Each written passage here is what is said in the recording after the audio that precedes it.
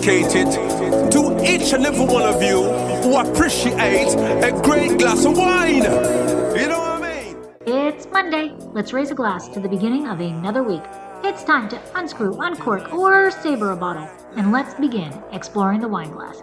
Today, I sit down with Jordan Fiorentini, winemaker for Epoch Wine Estates in Paso Robles. Growing up in Georgia doesn't typically lend itself to becoming a rock star winemaker in California, but Jordan isn't typical. After falling in love with the wine thanks to her father's wine collecting hobby, Jordan followed up her engineering degree with a master's degree in Enology, viticulture from UC Davis. She traveled to Italy for a harvest, fell in love, and returned to Georgia for a bit to help her father with his vineyard before packing it up for California. Jordan was named Winemaker of the Year and has had a wine land number 25 on Wine Spectator's Top 100 list. Enjoy the conversation. And while you're listening, please take a moment to rate and review Exploring the Wine Glass. Ratings are now available on Apple Podcasts, Spotify, and Audible. Taking 1 minute of your time is the only way the algorithms will suggest Exploring the Wine Glass to others. Slancha, everybody, just a little break before we get into the conversation. If you are interested in attending Paso Wine Fest on May 21st, and I highly suggest it if you are in the area, please go to pasowine.com and use code ETWG_22. That's ETWG for Exploring the Wine Glass _22, and you'll get $20 off of your ticket. Hey everybody, I'm Lori Budd, a UC Davis winemaking program, someday service, champagne specialist, and WSET Level 2 graduate. You can find Exploring the Wine Glass on all the socials as well as your favorite podcast catchers.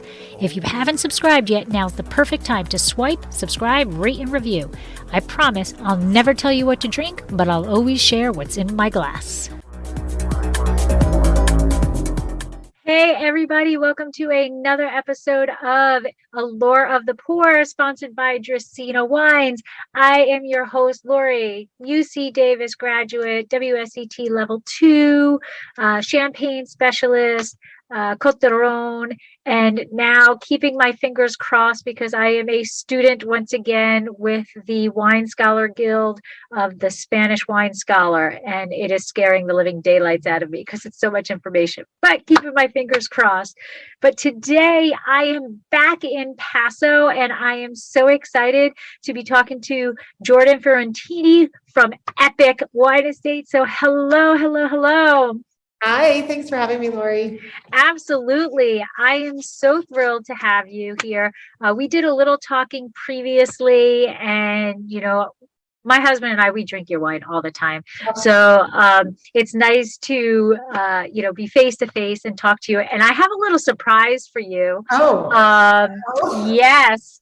So look what I have here. Oh, my goodness. It's the creativity that I signed. I can't see what year it is. 2011. Oh my gosh, that's the first year. I know. I was like, when we talked the last time, I'm like, we have a signed bottle. I was like, what is it? I don't know. And I came home. Oh my gosh, I haven't had that wine in years. That was the first year we bottled that creativity, which changes every year when there's something special that we don't want to blend away. We bottle it. And I used to sign every bottle. Put something there that said enjoy Grenache or something. Yeah. Yes, it says enjoy some Grenache. Yes, and that we do. I'm so glad. Wow, that's awesome. Yeah. So you are on our wall of fame. You know how some people, restaurants have the pictures of people. Like we have the wine bottle. So. Oh my gosh, that is a special one. I know. I probably have like hand arthritis from those bottles. I couldn't do it anymore, but I did it way back when. You think about it, you're like, oh, if that's your first year, you're like, okay, I'll do everyone. This will be my little, shtick thing. I will do this all the time. And then you're like, oh no, this is not going to. I went from like a saying, and I would try to do a different saying on everyone, and then some of them kind of weird, like take me home tonight. I was like, erase.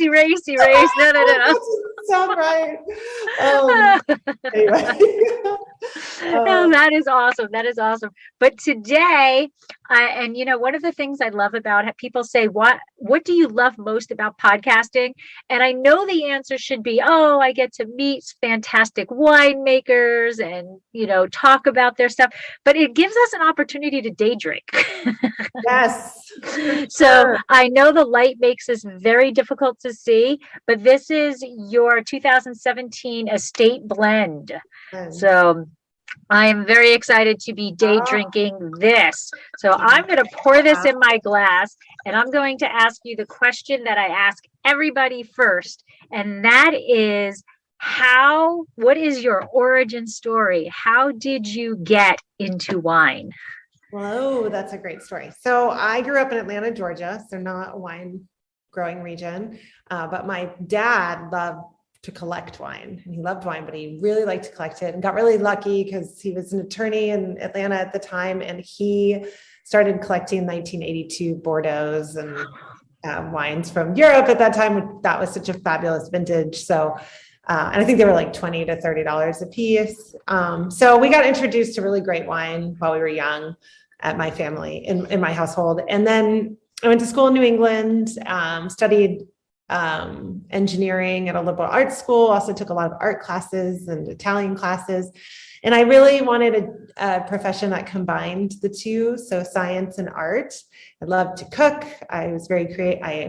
I think I still am pretty creative, but I really would follow that path, but just love to base a lot of what I did in science as well. And so when I was graduating, I told my dad, I was like, I just want to go work a harvest in Napa, and then I'll figure out what I want to do, because I knew it existed as a profession. Most people didn't back where I was from, but I did. So I packed my stuff up, headed to California, got an internship in Napa. This is 1999. Not to date myself, but you're still a lot younger than I am, so go ahead. In St. Helena at Markham Vineyards, which was it was like the heyday of Merlot at that moment. And so I got a job there, totally hit it off with the associate winemaker and the winemaker, who I'm both friends with still today. I have a funny story about that. But the associate winemaker at Markham back then was a woman named Kimberly Nichols, and she's now the winemaker, and she's been the winemaker for years. So we've been friends forever, and then worked. Then I decided to go to UC Davis for my master's degree. So I have a master's in viticulture and enology from Davis. Started there in 2000. So I didn't work the 2000 harvest, except for at Davis, because he's in the vineyard there a little bit. It's a student-run vineyard, so it's interesting. Some of it's really great, and some of it's experimental. And then the 2001 harvest, worked in Napa again. And then in 2002, I had studied Italian as an undergrad and was looking for ways to go back to Italy. So I worked a harvest in Tuscany, and then actually met my husband when I was there, an Italian. So we moved back to the States, and my father in the North Georgia mountains started to plant a vineyard. And we actually went back to Georgia for a little while to help him open a winery and tasting room. So we did that for several years. And then we both wanted to move back to California. So we came back, and I got a job at Chalk Hill in Sonoma County. And was there for a few years, and eventually made my way down to Paso Robles after meeting the owners of Epoch, Bill and Liz Armstrong, who are amazing, charismatic people. Before we had a winery, we just were making our wine at Denner Vineyards, and we had our Pederevski Vineyard and been planting our Catapult Vineyards, so 2 of our properties, back in 2010. So, but the funny thing is, the winemaker who worked with me who I worked for at Markham, my first year, is actually, he's now the winemaker at Chalk Hill. So we kind of, I know, Chalk Hill's a very different place now. I got picked by Foley, so it's a bigger winery. It's just fun to see all the connections and everything come sort of like full circle. So it's like the wine world is like a spider web, right? It branches out, and there's all of these connections, and it's like, the 6 degrees of Kevin Bacon. It's like the 6 degrees of winemaking. It's like we're all separated by maybe 2, but probably right. Yeah, Yeah, I remember the little tangent thing. I remember Chalk Hill. The first time we tasted Chalk Hill, we were like, "Oh my God, this is phenomenal!" And I think we paid like $12 for it. Oh, wow. Yeah. And then, maybe 15. And that at that point, that was a splurge for us, Right. Right. And then it got the ratings that it got and everything. And then like the price has kind of got a little up there. But very special property. It's in Healdsburg, in Sonoma County, but almost in Russian River. So it's different than a lot of. It like one leg in each, right? Exactly. It straddles both. It's a big piece of property, so it's got like warmer climate stuff for the Bordeaux program, and then an amazing Sauvignon Blanc property in the cooler slopes, and also Chardonnay. So. Right. Okay. So when you went back home, was your dad like, yeah, my daughter just, graduated UC Davis, has done this internship or whatever. This is my turn now. I'm gonna get this vineyard going, and I'm gonna get some cheap labor out of my daughter to get it going. Yeah, I mean, it was very much like he is his dream, and it was us helping him out, like trying to just, it's kind of like it's not the Wild West because you're on the East, but there's not very many wineries, especially at that time. So sort of figuring all that stuff out, and as much work as you wanted to throw to it, you could. So that's kind of any family business, or any business for that matter, when you're passionate about it. So. And I'm guessing that was probably like a really amazing experience for you, because like UC Davis, it's phenomenal, right? But it's a very kind of bubbly, in a good way to say, what I was trying to say, right? You learn what you need to learn and you go on. And one of the things is, every vintage, when it comes to winemaking, every vintage is a whole different ball game. Mm-hmm. It's like starting a new game with the new rules and all of this stuff. But if you went from start to finish, basically with your dad's vineyard, I'm sure you saw so many different things and so many, balls being thrown at you, that it was such a learning experience. Totally, for sure. Like my husband was helping on the tasting room side, and then the winery, and the grapes are very different than they are out here. So it is sort of like, it was a lot. It was cool to figure that out from the business side too. I can tell you that wine is, I don't want to say it's easier to make. It's just like you have a lot of easier growing conditions on the West Coast. I would think so. Oh, there's a lot less concerns, now, back then we weren't really worried about wildfire. There weren't as many drought situations. So now I guess you could say it's sort of like apples in a way. Just they're different concerns, but there's more concerns out here than there were before. Right. So if we return back to Paso, so now you found your way down to Paso with the Armstrongs and Epoch, and I love the name. I remember the very first time that we visited, and it was Epoch, and I should be embarrassed to announce this on podcast, but my husband and I got into a fight because of the name. And and I don't know. Oh, he was saying Epoch. It was pronunciation, right? Right. And I'm like, no, it's Epoch. Like, this point in time, like it's epic. He's like, no, that's EPIC. I'm like, no, it's not like we're getting into this argument or whatever. Right. Yeah. I mean, people call it epoch. I think like it's easiest if you think about, because the Europeans, epoch, it kind of helps you feel like it's bigger, because when you say epic, the EPIC kind of like comes to mind. But yeah, it's epic, and it's one point in geologic time. So, the rock formations that basically were made hundreds of thousands of years ago, that are what we are producing grapevines in right now, or wines, I should say, that we are making wines in this epoch from, a different epoch. So it's our epoch, right, to be making wine from the soil. So yeah, and the cool thing is Bill and Liz are both geologists. Right. So it spoke to them as well. And as Liz always likes to point out, it's a name that was available, because as everyone knows, it's hard to find a wine name that isn't already taken. That is very true. That is very, oh my God, But yes. it ended up having more, I feel like it grew the gravitas with us and the brand and the sophistication of like the wine and the architecture and the gorgeousness of the vineyards, and sort of just like grew up as Paso Robles has grown up, you know? And that's like actually really true. Like what was Epic's first vintage? 2007. 2007. So Mhm. Paso of 2007 is very, very different than Paso of 2022.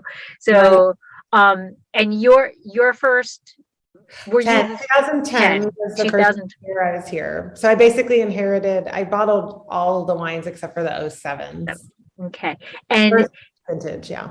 and so what are some things that you've seen change in Paso from your first, I mean, and it's we try to stick to an hour podcast. I'm sure you could go on for hours and hours, but like, what are some things that have changed from 2010 to now? So it's funny, when I first looked to move here, of course, I was coming from a pretty well-renowned winery in Sonoma County. And so I just wanted to make sure that I wasn't like, this place I'm moving to has legs, like, and it's going to grow and it's going to be something, right? When I put my winemaking, what I've learned, and take it here and try to create something fantastic. And, because I knew a little bit about it, like I'd been mentioned in a Wine Spectator article with some local winemakers, and I was very intrigued at that moment, but I just didn't know what, my peers thought about it. So I just asked around to a bunch of different people, and I got like a whole host of different responses from like, yeah, you can make amazing wine down there, to like, have you heard of like these types of wine where people like try to do the opposite of what you're taught is right for wine? And so I just had to come down and see for myself. And when I came here, I met the most amazing people. I felt like, I love Napa and Sonoma, and I've I think even through Paso, I've met even more winemakers up there that I knew than when I was there. But everybody here is friendly, and everything you hear is true about Paso. Is just like, the rising tide floats all ships. Yeah. But there's just so many more people here now, which is so great to see. But the main group has grown, but it's still really tight and it's still really supportive. But yeah, I think the region itself has just grown in notoriety so much too, it's really fun to see everybody doing well, Yeah. selling all their wine, and then Paso being in like all these magazines as the wine region of the year, and they're the hottest place to go, where it's like, we all knew it. And it was so obvious, right? This place was so amazing that you're kind of like, well, I knew it. I just was also like working every day to try to like make the wines reflect how awesome this place is. So. And where are Bill and Liz Armstrong originally from? So Bill's from Texas and Liz is from Louisiana, and they met in college in Texas at SMU, and they live between Denver, Texas, and basically here now. So how did they settle in? How did Epic come about? How did they find? So they found this region when Bill he's a geologist in oil and gas, and just self-made person, he's never worked for a big corporation or anything. But when he started to find some success in his business, he, as many people do, you're stuck at a dinner, some steakhouse, and you're like, these dinners are all the same. And like, let me look at the wine list. Oh, that's kind of intriguing. Like, then you start ordering, you start trying, you start like investigating what all this is about. I obviously really loved wine, started to really get into it. He actually has level 2 of the SOM certification that he's in, had a great teacher, and then just started to fall in love with the wines of Chateauneuf. And then him and Liz were looking for property to have a winery or a vineyard. I think they want to start there. And they were looking all over California and the East Coast and New Zealand, I think. But then they really fell in love with Paso because sort of like the last, sort of like cowboy town in California, The rocks here are amazing. There is the, sister winemaking region of Châteauneuf-du-Pape. And so that's where they set their sights on Paso. And then Liz loves history, and they discovered the Pederevski property. It wasn't for sale, but they discovered it and were able to purchase it. And then this whole amazing history started to unravel about who used to own the property, and that there were grapes grown there. And so we've just been able to honor the history of Pederevski. And then we found the York Mountain property to be our tasting room and winery location. And then there's so much rich history here as well. So putting the history of Paso in wine back together, along with the project itself, it's just been really fascinating and quite a ride. Yeah. So for those who don't know, can you explain who Pederevski is? Yeah. I'm guessing there's people who may not know, because I think I was going to say, thank you for admitting that. Thank you, because I remember the very first time I spoke to somebody about Paso, they brought, they mentioned, well, of course, Pederevski. I'm like, yes. No, I'm like, I was mortified that I didn't know who this person was. But so there's so much history with him into Paso. So we would like to give his history some tribute. Thank you for that. I know, because always when I have people come visit the winery, and they're going to tour around or go to the tasting room, and it's just like, do you know anything about okay, so I have to tell you all about this so then we can taste the wines. So, but it's just really great to have a story behind the label too. So Ignacy Pederevski was a famous Polish composer, pianist, and he came to the United States in the late 1800s, early 1900s, and traveled around on train, and performed. He was actually the first solo concert performer in Carnegie Hall. And he was really famous back then. He was actually the character that Schroeder from the Peanuts is based on. I have a picture of him too. It's like, he's like poking through right there. Oh, yes, I do see him. Yes. On my desk. And he traveled around, and people didn't have TV. Maybe they have radio. I'm not sure there was radio, but I'm not sure how much of his music was played on radio. But anyway, people would go and hear him perform as entertainment, right? So he was on the West Coast. He was actually, I think, in Seattle, but he was suffering from really bad rheumatoid arthritis in his hands. And somebody recommended that he come to Paso Robles and soak in the mineral hot springs that used to run rampant in the area. There are still some. And he did. He stayed at the Paso Robles Inn, and he fell in love with the area. And this was early 1900s.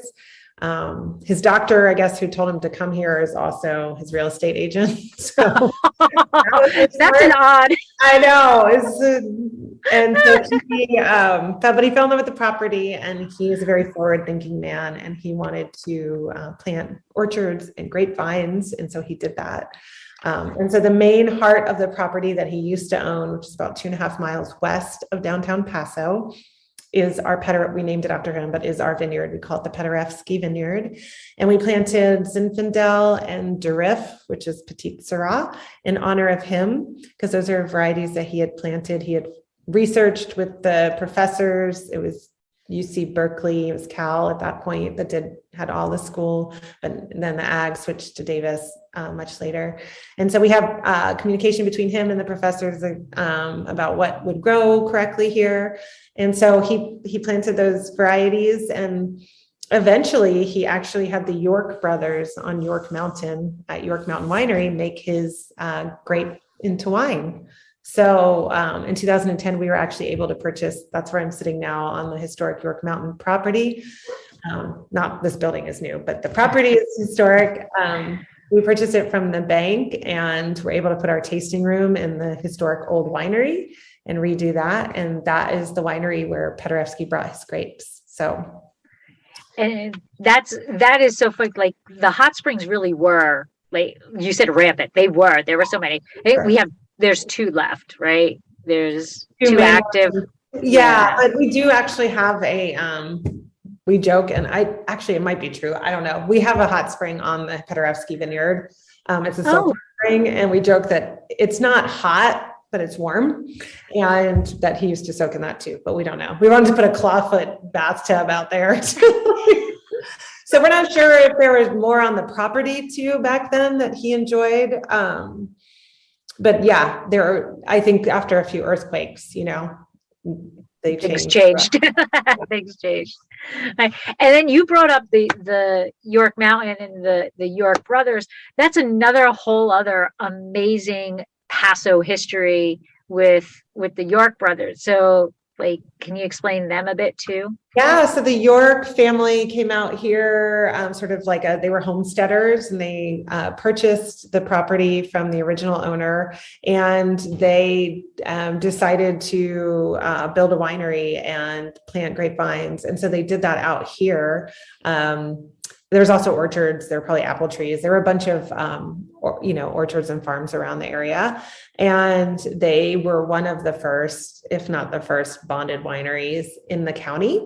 And so many people from the past know about York Mountain Winery because they would come here to get their jug wine filled up.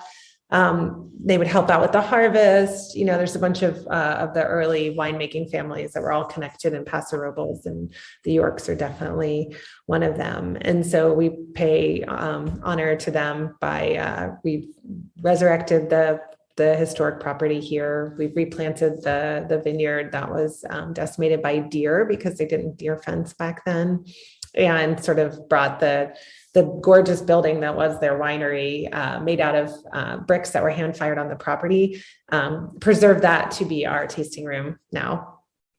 And during our earthquake, what got damaged? Something was condemned, right? So the original winery, there was a big earthquake in 2003. It was the Simeon Earthquake. It ran from Hearst Castle through Paso Robles and on down. And it was actually pretty significant. It was December 23rd, 2003. And it was a 6.49, something. Yeah. It was big. It was up there. It was up there. And since we're so close to San Simeon, because we're on 46 West on the way to Cambria, the main building sustained a lot of damage and was condemned after that earthquake. And so that's where we were able to purchase it from the bank. Nothing had been done to the property or to the building itself since that earthquake. And so we had a lot of retrofitting and earthquake proofing to do while keeping the integrity of the original architecture. So before we go on to the amazing amount of history, because there's so much going on with Epoch and Paso, I'm sitting here sipping, so I want everybody to know about, and you're at work, so you're working, so I'm guessing you don't have a glass to I should have got one, but yeah, I did have quite a bit of wine tasting earlier because we're racking wines today. Oh, okay. Busy day. So thank you again for taking time out of that then. Of course. So we have the 2017 estate blend, and you call it like a snapshot of the vineyard. So can you explain what you mean by that and why it's so important? For sure. So that is our estate blend, which is our main biggest red that we produce.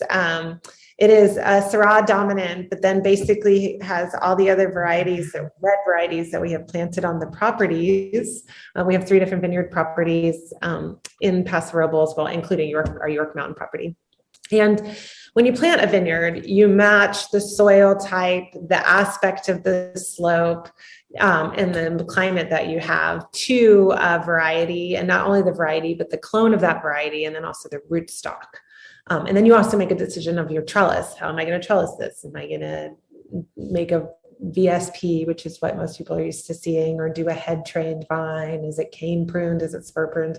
All the kind of nerdy viticulture stuff, which we could go into, but it would take way more than an hour. But anyways, all these decisions go into planting a vineyard. And so by the time you're done with a vineyard, you have this sort of patchwork map, if you will, or quilt of all the decisions that you've made. And this wine is the physical representation of the vineyard and those decisions in a certain vintage. So it's Syrah dominant because we have Syrahs, the variety that we have planted the most of on our vineyards. And then Mourvèdre and Grenache are kind of neck and neck, depending on the year. They're pretty similar acreage. So there might be more of one than the other. And then we always have Tempranillo, which was kind of an offshoot when we first planted the vineyards. We knew that the Rhone variety grapes were going to probably do great, but we also thought that this area was reminiscent of Rioja or Ribera del Duero. And so we wanted to try our hand at Tempranillo as well. So we have some Tempranillo planted. We also do a single varietal of that. There's usually some Zinfandel, Petit Syrah, maybe some Carignan, Graciano. I'm trying to think what else I might be missing. But those are the main reds that we have planted, and not every year, every variety is in there, but definitely 4 plus another 1 or 2. So at least 5 or 6 varieties. It really is like a snapshot of the vintage. So the 17 was a very lush, rich, warm vintage. But it really captures Paso Robles and our properties with the limestone soils. And we have a lot of shale and crazy diurnal temperature swings, hot days and cool nights. It's all in that glass. So. It is. And to me, it is very Syrah-esque to me.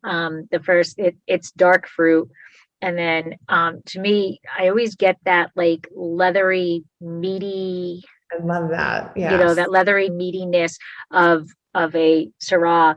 And then there's a good zing to it. And I think that like a little power punch to it, kind of on that mid palate. I don't know if you can explain like what's in there that brings up. I think that, yeah, I love that description. I think it's probably the Grenache that really like heightens and brings, I mean, the wines have great acidity in Paso anyway, Yes. but it kind of brings the fruit to, so the Syrah is pretty brooding, and from Pederevski, it's pretty like briny and meaty, as Lori was saying. So you can kind of like heighten the palate, brighten it up, add fresh red fruit character and zinginess with the Grenache, mouthwateriness. Mourvèdre is kind of like this earthy, but in a totally different way than the Syrah, velvety, like glue that puts everything together. And the Tempranillo is definitely giving more backbone to that wine than just the Syrah. It gives a lot of structure. It has a lot of drying tannins. So the mixture of all of those kind of play really well together and create a very specific wine. And then there's the flair. There could be zin that could add zinginess or some spice. Graciano is got actually really great acidity and color if that's made it into that bottle. And then Carignan is very Rhony. It's like the kind of Rhony character like Mourvèdre, but slightly different fruit. And now a word from our sponsor.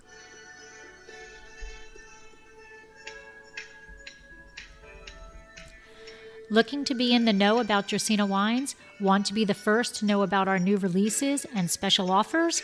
All you need to do is sign up for our newsletter. There is no commitment necessary, and I promise you we won't spam your mailbox with loads of messages. Need another reason to sign up? Quite possibly the best reason? You'll immediately get a discount code for 10% off your first purchase and be privy to newsletter-only discounts. Let Dracaena Wines turn your moments into great memories.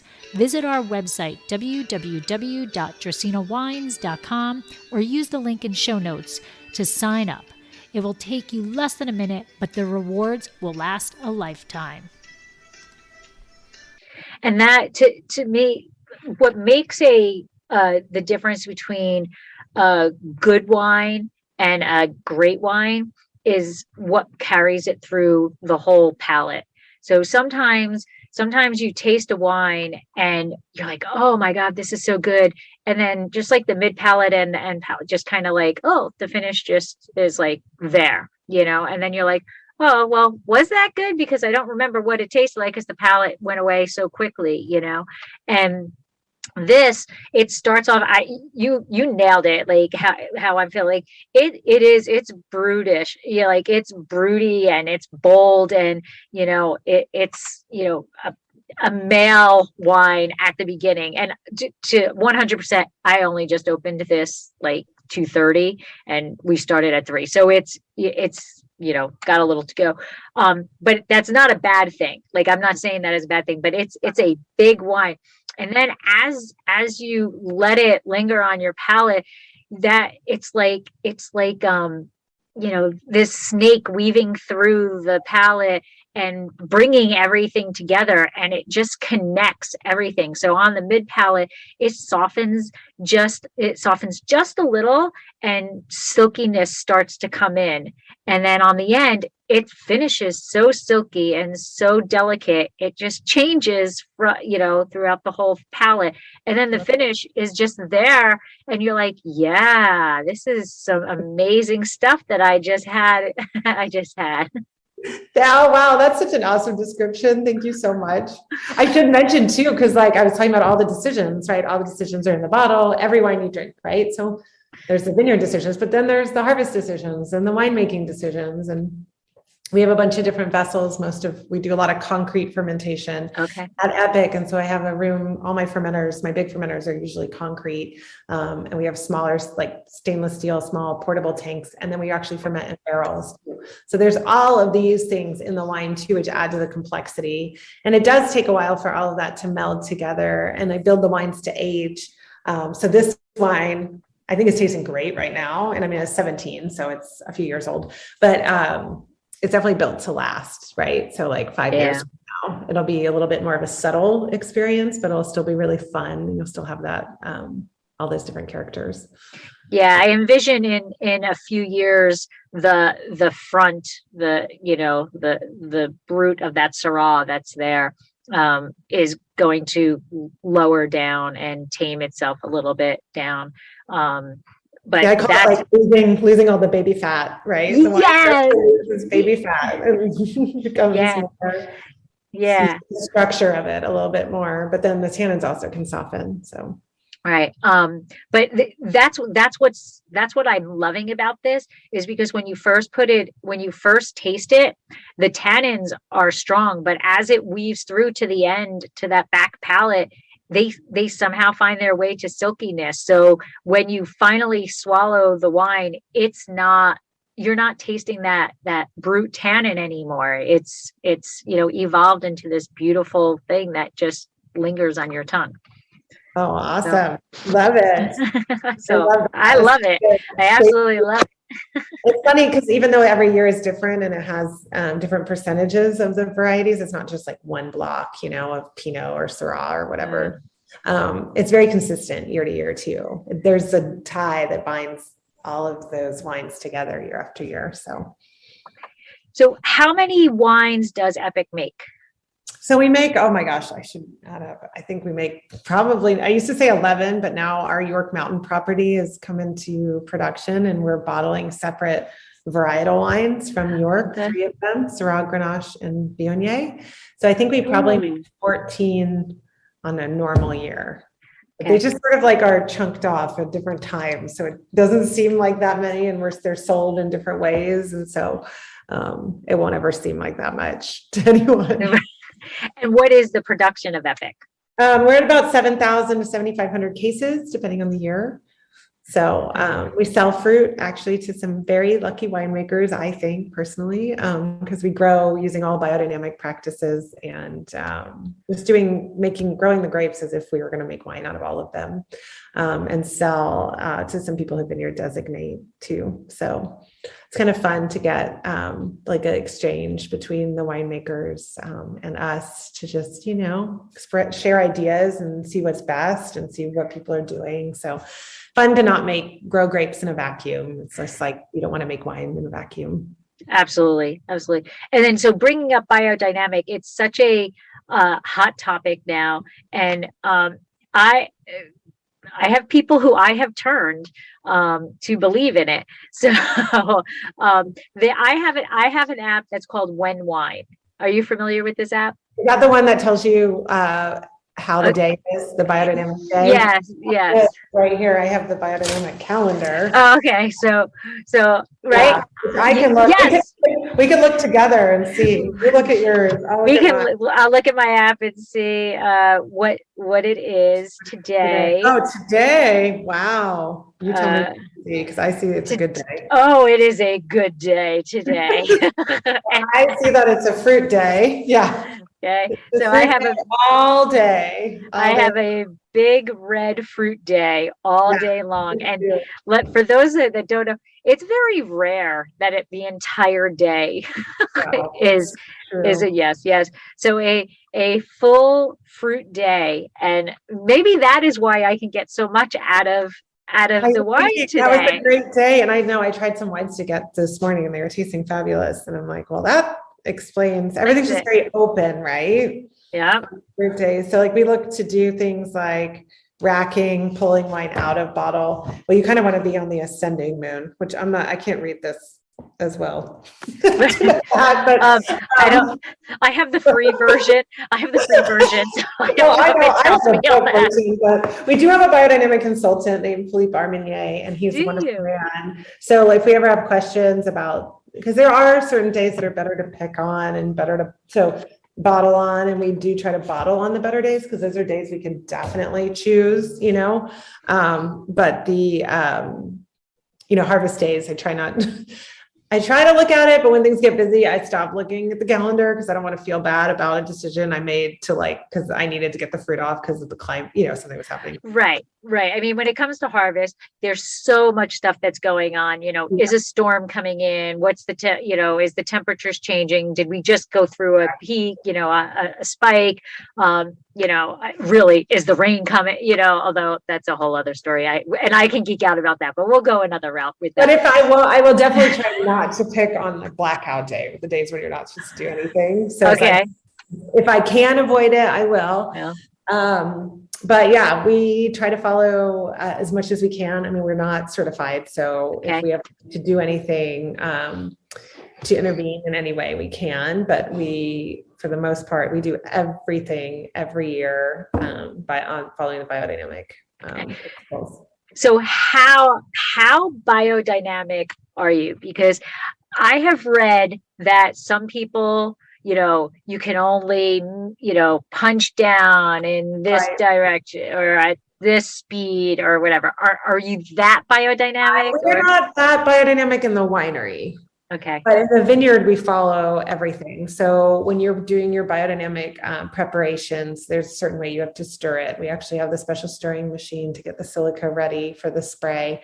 So we do all those things correct in the vineyard. And in the winery, like I said, we'll avoid the blackout days for picking, and then we'll try to bottle on the best days. But beyond that, we're not, same thing with racking. We're going to not rack on a bad day, but we're not just following it so dogmatically, like where we're not going to pump over for 24 hours. We definitely do continue to touch the wine during its fermentation. It is such an intriguing concept to me because as in everything in our world, you can go way extreme but I have convinced several people that the taste of the wine, days to taste or days to blend or things like that, it makes a big difference. They do. And I have to say that the reason why I say all this is because we started doing it for the vineyard health. And so that is where we're most focused on the biodynamics, because when I came, our Pederevski Vineyard was producing, but we had planted the Catapult Vineyard before I arrived in 2008, and it was struggling with conventional farming. And we were looking for some other answer. And the answer was I was new here. I could have tried to come up with my own paradigm of what I thought would be right, but I didn't have the experience here yet. And I knew that conventional farming wasn't working, but I also knew the issues. I had been told the issues, this is the problem with Paso Robles, the pH of the soil is high, there's not a lot of water. What water we have has high pH and is is really hard to use, has, lots of issues. And so we just sort of started with it because it gave us a framework within which to work and to focus on the soil health to then invigorate the vines. And that's really what it has done. So I believe in that part 100%. And I honor anyone who wants to take it to the winemaking, because I know that there are days that the wines taste better, and that spoon's pull does make a difference. And the less you can touch your wine, the better. Right. And so I try to think of all of those things in the winemaking context as well. Yeah. At Dracaena, I think it was 2 years ago, we were doing our blending, and just nothing was like, this is it. Nothing was popping out as this is, what we want. We didn't, this barrel tastes okay. This barrel tastes okay. We're going to not taste out. And for the heck of it, and this is when my husband converted, for the heck of it, I just kind of looked at the phone. I'm like, it's an all day no. Yeah. Horrible. Wines. Yeah. It's like you ate yogurt for breakfast and then you tasted a bunch of wine. Yeah. And so I was like, let's just stop and come back to it. And we waited till it was, a yes time, and we tasted it, and we made a blend. It got a 92. So the blend was good, I think it was the score that really finally came. He said, yeah, until we got the score. But no, definitely. It was the wrong day in the biodynamic calendar. Yeah. So I don't live by it, but, I'll drink wine any day of the week, but, sometimes, you have a good bottle and it just doesn't taste wine, and it just doesn't taste like, it should taste. And I'll look at it and I'll go, oh, it's a no day. So I'm just going to enjoy this wine anyway, but I'm missing out on as good as it could be. Right. I do know that in France, there's some wineries that only bottle on the good biodynamic days. So you have to they all actually have their own bottling line for that reason. Because beyond the fruit day, or some people, they want to push wine into bottle on a descending day and pull wine out of barrel, when the moon is ascending. Right. And there's only so many of those days. So mobile bottling isn't as big of a thing there, because they might want to, bottle all at the same time. And then also taste with sort of critics, they'll say they all no, you can't taste on this day. No, tomorrow. I want to get to that point. That would be awesome. Yeah, right. No, my wines are not available for you on that day. You will have to come back. Have to come back. No, he was just in Paso, right? He was just in. Yeah, he was in for what did we just have? The Rhone. The Hospice de Rhone. Hospice de Rhone was just. Dunnick was here. Which is awesome. He does a tasting every year, and he came to moderate one of the panels, which is so great. But yeah, so there's usually, you submit your wine and then he tastes it at some event. And you wish you could be okay, as all at Paso get together. Let's not let him taste on the right. Right. But that in its own right, that both of them were in Paso, shows how much Paso is on people's radar now, because, they wouldn't have come 10 years ago or whatever, Totally. So it just shows how incredible Paso is. It's grown up so much in the last 15 years. Yeah. So getting back to Epoch, because I am a huge supernatural fan. I am a believer of all of the stuff and everything. And there is supernatural going on at Epoch. So can you please share what's going on? Or there was. There was. So, it's an old historic property with historic homes on it. And when you drive up to Epoch, when you come into where the tasting room is across the street, there is an old white farmhouse.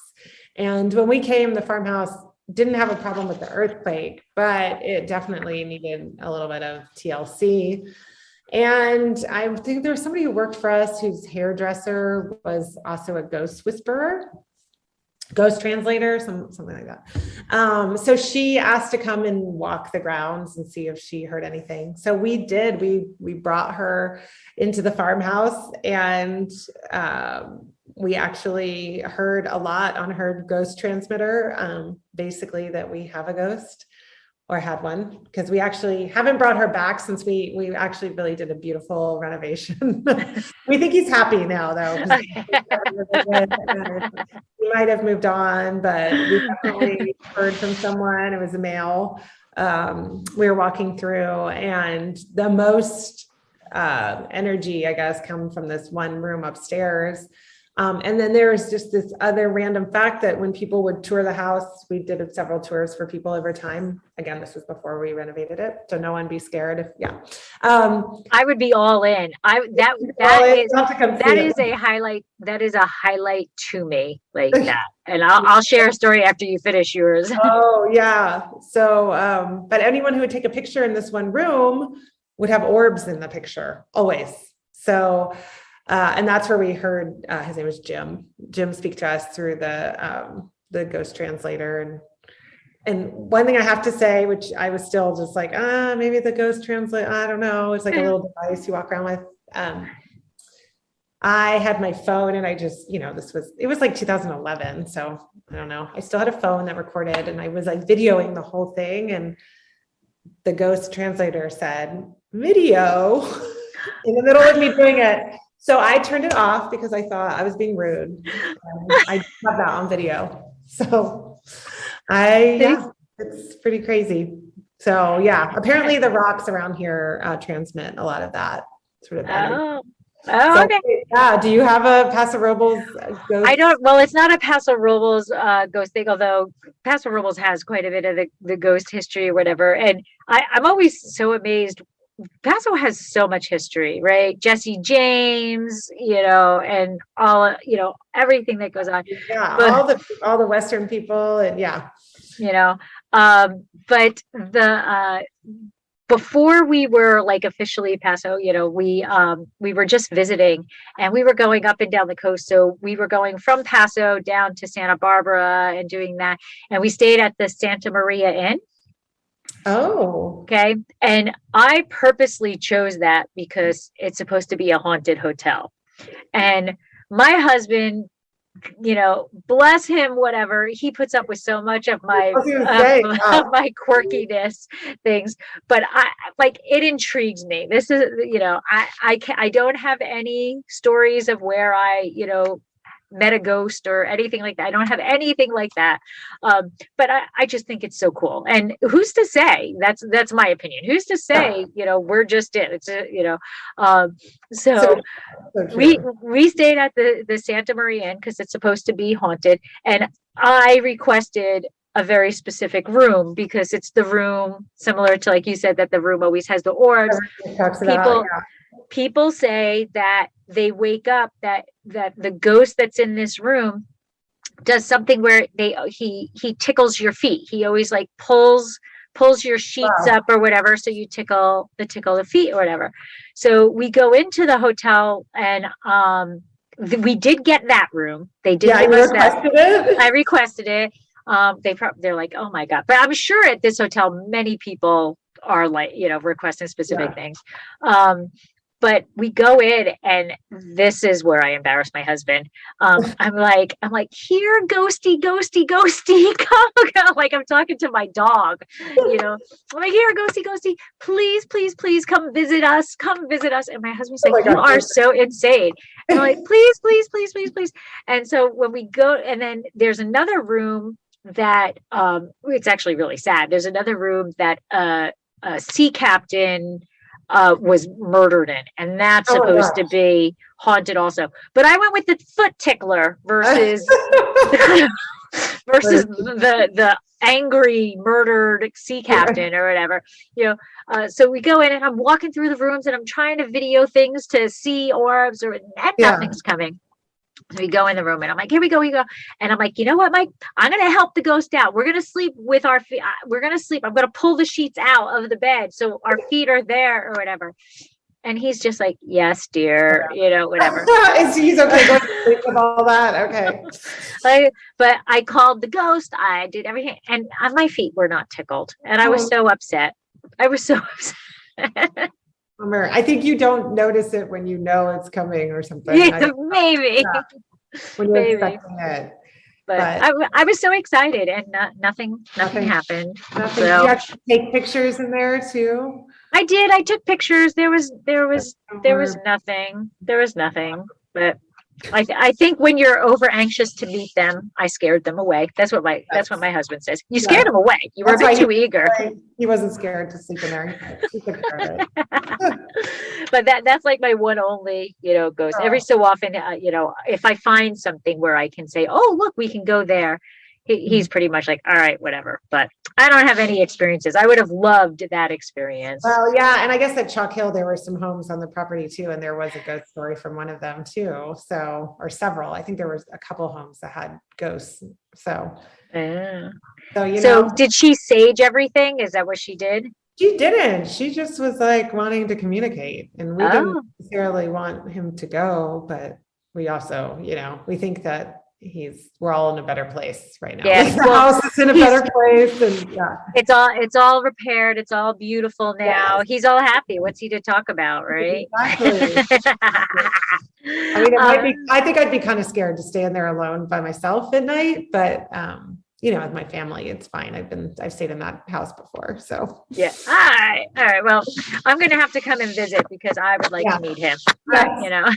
I absolutely pretend like you don't know. You've never heard the story. Right. So we are almost at an hour, which but I can't let you go without talking about Dream Big Darling.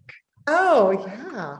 So if you can tell us what that is, how you participate, and what people can know about it, that would be fantastic. Yeah, so Dream Big Darling is an organization that was started by a woman named Amanda Higgins, who has worked at Ancient Peaks Winery. Her family is part owners in that, and now she has her own winery branding and marketing consulting business. And she is just such a forward thinker in the wine industry and a woman.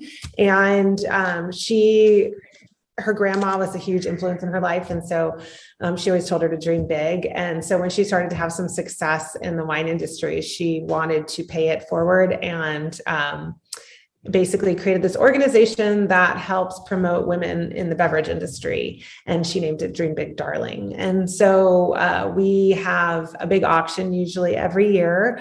And then they have a scholarship program where women can apply to it. And it's basically, I think it's almost a year round of activities, but mainly a really big what do you call it? Like a seminar series that happens in Paso, and the women sort of win the scholarship and can come and learn and interact with each other. And it's just like starts as like a network for the beverage industry, whether you're a producer, if you're a distiller or a winemaker or a brewer, or you're in, sales in the tasting room or distribution or marketing, or you do online stuff. It kind of creates this meeting place for all these women. And I've met great people, and I've also had awesome women reach out to me.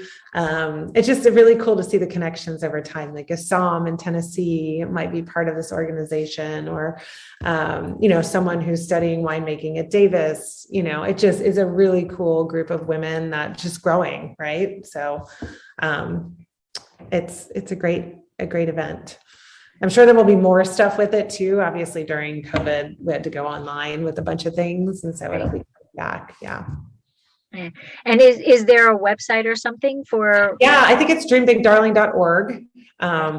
And you can find out information about the organization, the retreat. That was the word I was looking for. So the retreat, it's usually in September, where all the women kind of come together. And then there's the auction, which is usually in this late spring. So she's also had a lot of support from Madeline Trefan, who's the first master sommelier, who's a woman. So she does a lot of events with Dream Big as well. And before we go, I keep saying "and" before we go, but there's so much about you that like it's so amazing. So we have to talk about your 2010. Your blend being number 25 on the top 100 Wine Spectator. We got to make sure everybody knows about that. Yeah. So the estate blend that Lori was tasting, the first vintage I came, and it was actually it was the second year we made it, because I made a blend of the 09 barrels because I had bottled those. And then in 2010, sort of, from vineyard to bottle.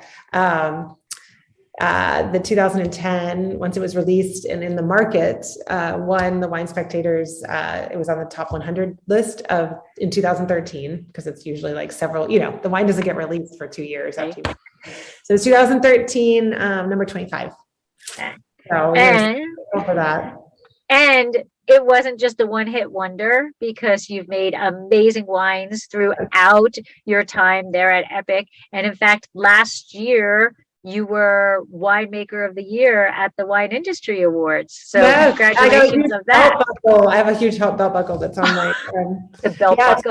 So at the Mid State Fair in Paso, they crown the Wine Industry Person of the Year, Winemaker of the Year, and Wine Grower of the Year of San Luis Obispo County. So I was lucky enough to receive that and got to have it in person, which was awesome. But yeah, it's a committee of peers that vote on everyone. So really, really awesome accolade. That is fantastic. And is Epoch going to be at the Paso Wine Fest? Yeah, they are actually. We don't always pour at it, but we have decided that we're going to be present and support that now that everything's back up and running.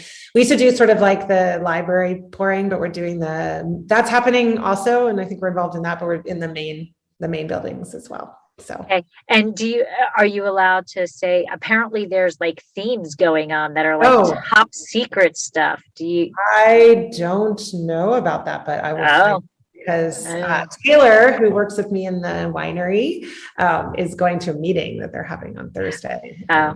We will find out. Okay.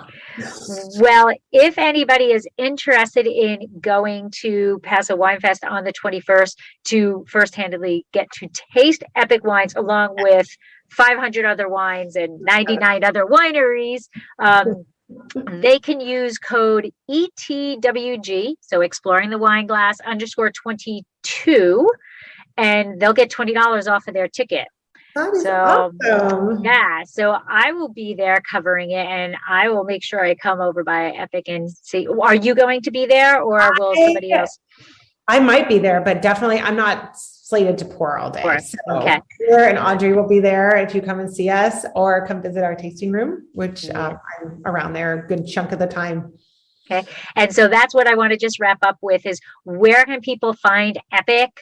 And how do they reach out to you and order the incredible wine? Yes, so we are present online at epochwines.com. That's EPOCH wines.com. We also have our tasting room that's open 7 days a week on York Mountain. We take reservations, so definitely make a reservation if you want to come and do a tasting. We do a whole flight style, so you get every wine poured in a separate glass and you can compare and contrast. That is fantastic. So, Jordan, thank you so much for spending your afternoon with me and for taking time from racking, because I know how busy of a day that is. I appreciate it. And I hope I get to see you in a couple of weeks at Paso Wine Fest. Yes. And I appreciate everything. And the wine is incredible, people. And this is actually they can find this rather easily, correct? Yeah, I mean, we are distributed. That is a wine that's in distribution. So it's in some restaurants and some bottle shops. So look out for the label. Right. And then just next time you're in Paso, head to Epoch Winery so you can taste the wines that are not as distributed as that is. So grab a bottle of that and then get to the winery and taste all the other amazing wines that Jordan is making. Awesome. Thank you so much, Lori. This was great. Thank you. Thank you, everybody. This has been another episode of Exploring the Wine Glass. Thanks for listening. If you have suggestions on what topics you would like me to discuss, please reach out on social media. You can find me on Twitter, Instagram, and Facebook as Exploring the Wine Glass. I am also on LinkedIn as Lori Hoytbud. Of course, you can always email me at exploringthewineglass@gmail.com. If you enjoyed what you heard, please rate, review, and subscribe to help others find me more easily.